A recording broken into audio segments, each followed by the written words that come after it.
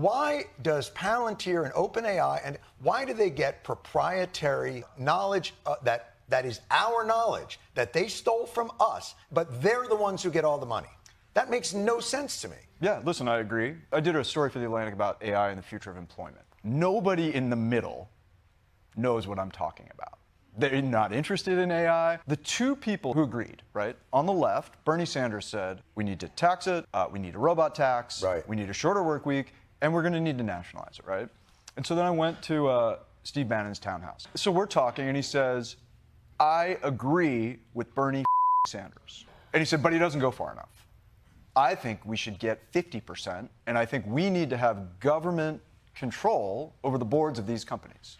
And what I found in my reporting on that story is that the people who really didn't want to talk about it were the Fortune 100 CEOs.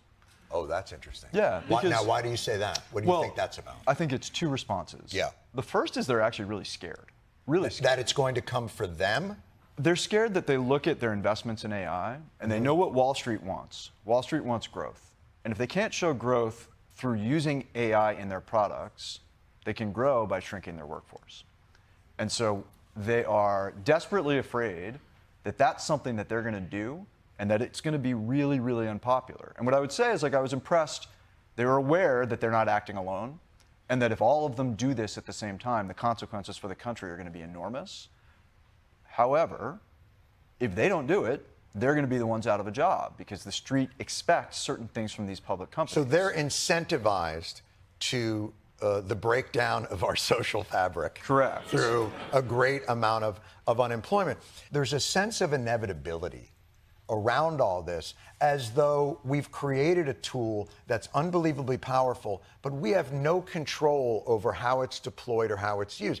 And so that's why I actually think it's really important to show people what the positive uses of AI are, because we're going to have this moment, and it's not going to last very long, when we can demand and insist on certain kinds of AI in our lives.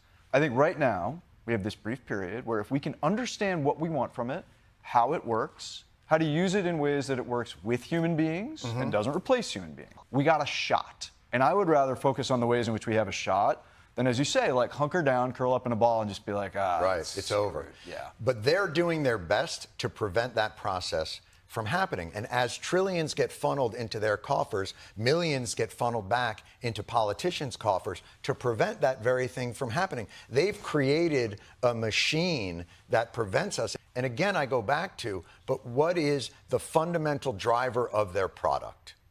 Us.